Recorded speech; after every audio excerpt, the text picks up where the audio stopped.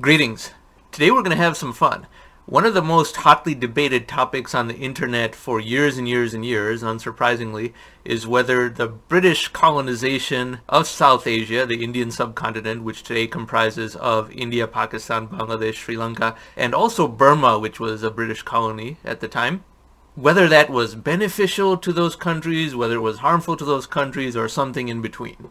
And obviously there's a tremendous amount of bias in this discussion. People from that part of the world, many of them do believe that this was so oppressive to them and all the resources taken out of India by the British is somehow responsible for the continued poverty of India even to this day in 2021.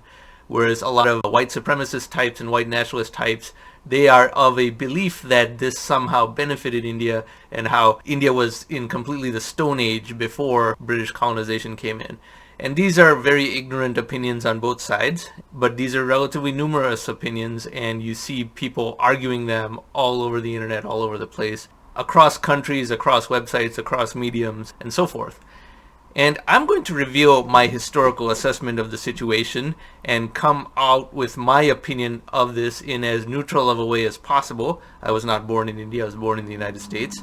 And I'm not like other Indians in a way, and I'm not a Hindu either. And I will submit a lot of data about my rationale as well as tie it to other themes on this channel about exponential economic progress and whether it is appropriate to say that some oppression or some resource extraction a long time ago could possibly affect a country's trajectory even to this day, or the situation of where that country is today versus where they might have been. So get ready, get a cup of coffee or tea, come back and sit down, and then we will dive right in. So we start here with the Wikipedia page for the British Raj, and as you can see, it's 1858 to 1947. For the 100 years before that, it was ruled by the East India Company, or company rule in India, from 1757 to 1858. Company rule in India, 1757 to 1858.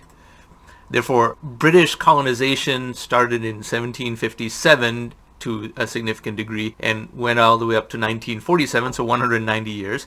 The absolute apex of their power was 1857 through 1947, 90 years. But they weren't the first European colonial power to try and colonize India. The Portuguese arrived all the way back in 1498, Vasco da Gama.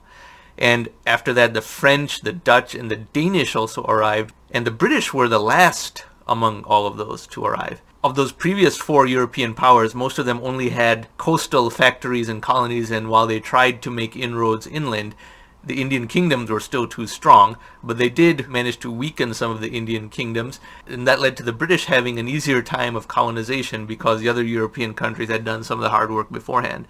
As we see in a lot of places in the world, the British Empire was the ultimate late mover advantage. They were among the last to North America, and yet managed to take over most of the North American continent. They were also not the first to land in Australia, but the Australian landmass ended up becoming part of the British Empire. The Chinese, the Spanish, and the Dutch all either could have landed or did land in Australia much sooner than the British. So the British Empire was the greatest late mover advantage of all time, and that is equally true in the Indian subcontinent. Now, to illustrate how British colonization progressed, we go to the following video. Now, to give you an idea of the timeline progression in question, British colonization of India went to a level higher than other European colonial powers after 1757.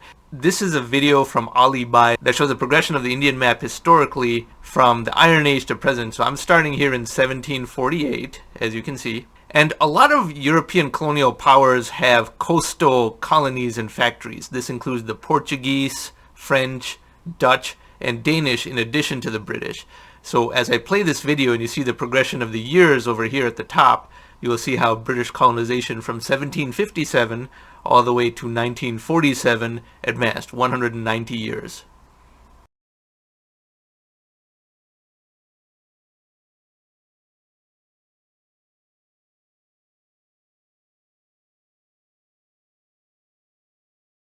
So all the maroon colors are British colonies.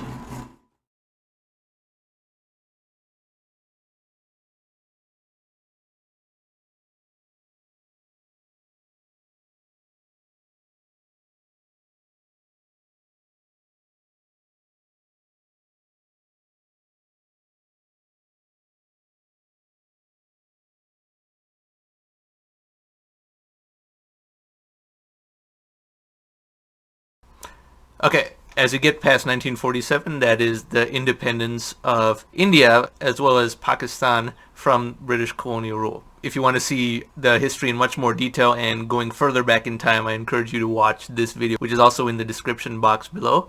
Ali Bai's channel has a lot of historical animation map videos that are extremely informative. Now, in terms of economic effect of the British colonization of the Indian subcontinent, it is true that they extracted a lot of resources out of India and sent those resources back to either Britain or to Australia, which was being colonized by people from the British Isles at the same time. And in fact, a lot of the resources that made the British settlement of Australia possible were in fact taken from British colonies in India and Malaya, which is present-day Malaysia. And so the beneficiaries of British colonization of India are in fact not so much the British people living in the UK today, but rather the people of British origin living in Australia today. Now, this is not the fault of anyone alive today, so don't get me wrong about that. Nobody owes anything back because of that. But keep in mind what the footprint of the British Empire was and where the resources they were taking out of the Indian subcontinent, as well as out of their other colonies, where those were going. I refer you to this very famous video of an Indian politician, a member of parliament, Shashi Tharoor, who spoke at the Oxford Union in 2015 about the various exploitations of the British Empire in India, and that video went viral. It has 8 million views, and there's so many reaction videos to it that comprise another 10 million plus views of this video. So this video is very famous, and we shall go to certain excerpts of it for some data points about the quantification of resources taken out of India by British colonization.